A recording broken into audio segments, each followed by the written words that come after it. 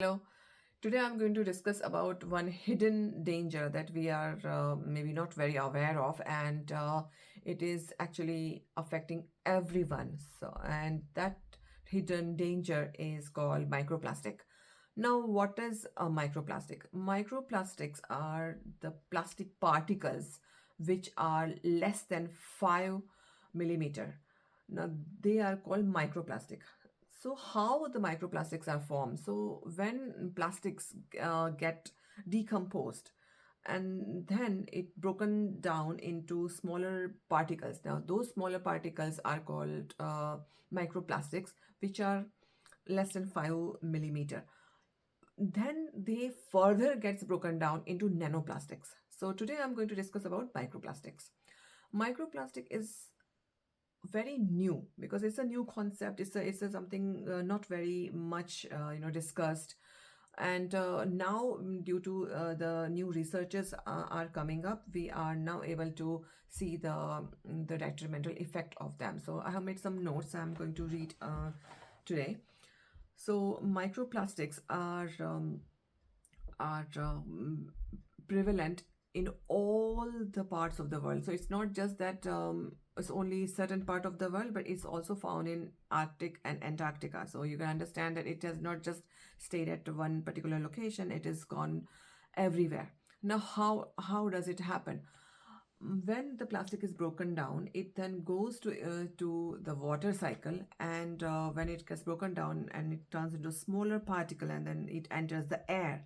So it has gone on air and water, and through that the entire food chain gets affected, and it then enters our system as well. Now there's a very interesting study that is like infants and babies have 10 times higher microplastic in their stool sample compared to adults. Now, this is really a really worrying aspect there. And also, my infants can ingest, quite a lot of microplastics, up to 4.5 million microplastics per day, especially when they are fed from polypropylene baby bottles. So these are the things that they ingest, and this is the amount, and that is quite a lot of amount. Now we have to understand how does this happen. So there are three ways then the microplastic enter the body. One is through food, so ingesting it, and another is through air. We are breathing it. It's everywhere. So if we are breathing, as I said, it becomes so small that it goes in the air, and from there we are breathing it. And number three is through the skin. Skin. We have to know that skin is the largest organ in the body, and it also absorbs things from the surrounding, and we know that there is this two-way transportation goes on, like we sweat. So there's a fluid that goes out, but as also it's like open channel, so things can get in also. So suppose we apply something and it has some plastic in it, so that will also go. So through the skin it goes in, through food, and through the air. So these are three ways that the plastic can enter our system. Now, why it is so much more in children? Now, if you just think about this, children actually are exposed to lot of plastics right from the infancy. And there are so many things that we use with children, and because they are little, they are crawling on the ground, so they are also being more exposed to things, rather than we are not so much in the ground. So anything that is on the ground has plastics, and they tend to keep that in their mouth, so they are more exposed to that. And also all the products that we use for the children has also a lot of plastic. So some of the products are like toys. So many toys are made up of plastic. Their bottles, the milk bottles and the sipper cups. Even for the cutleries, we use plastic cutleries because we think they are going to break it. There's feeding spoons, that is also made up of plastic. And all the things that children are actually surrounded by plastic all the time. Also, the dishwasher pods that we use, that also are actually enclosed in a plastic. And the glitter, when the children grow up, they do a lot of arts and crafts.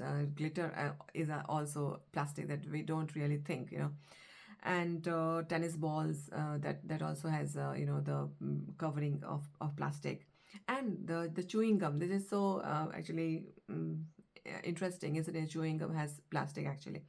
And when the children are little, they are exposed to the baby wipes, that the mothers use.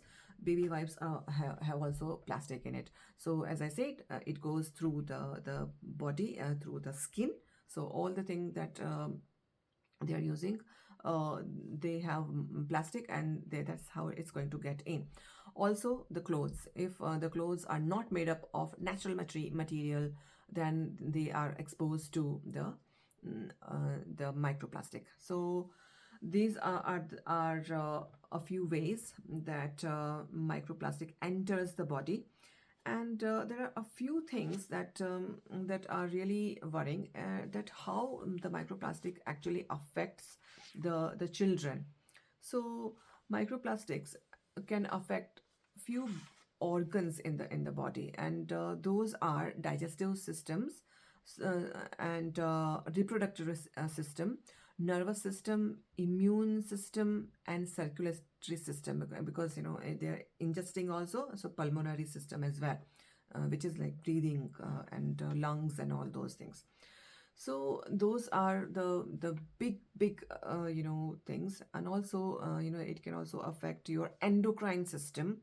And because they affect all these systems, then they can have problems related to metabolism, because digestion and metabolism, I have already discussed that before, that but digestion and metabolism are interconnected. So digestion gets affected, resulting in metabolic issues. And because of that, endocrine system gets affected. And because of that, early onset of puberty also takes place, that we see a lot in recent years. Previously, puberty onset was in early teen, or around 11 or 12 years, but now 9 years, and even younger I have seen. This is quite worrying. And also it can have damaging effect on the DNA, which is quite worrying, because when the DNA gets damaged, then there is an issue with the cancer also, because DNA damage and cancer are quite interrelated. So that is very, very worrying, that children are at risk of developing cancer. Another is, they can have, because the nervous system is also affected. So ADHD, autism, developmental and behavioral issues, so, and cognitive issues, and everything can get affected due to that. Now, because now we know that these are the issues and that we need to address. So in my next video, I'm going to share how can we minimize now the damage, because as I said, the microplastic has actually gone an entire environment. So there's no way that we can completely cure the issue, but we can minimize the damage when it is global issues. And so next video, I'm going to share a few ideas how we can minimize the exposure, and how we can minimize the damage. So think about this today, and just see if you are also making the same mistakes. And until next time, just check your house for how many plastic items you have, and try to minimize it.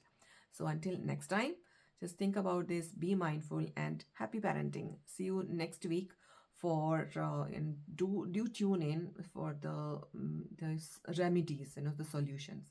So until next time, take care and bye.